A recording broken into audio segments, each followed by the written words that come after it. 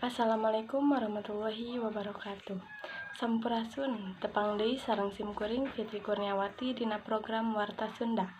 Simkuring dina waktos ieu bade ngadugikeun sawatara anu kantos kajantenan dina saminggon kapengker ieu.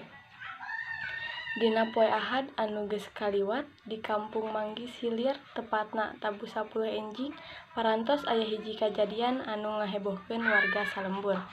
Kusabab ayana longsor di caket pasawahan warga. Kaping 3 Maret 2021. Tina kajadian ieu sakedikna hiji warga pupus anu jenenganna Bapak Sobri tukang kuli macul sareng 4 warga sanesna kudu dicandak ka Cimande kusabab tulang pananganna pateuh katinggang urug. Dina ayana kajadian ieu urang sarerea kedah waspada dina sagala hal supados teu aya deui kajadian nu sarupa.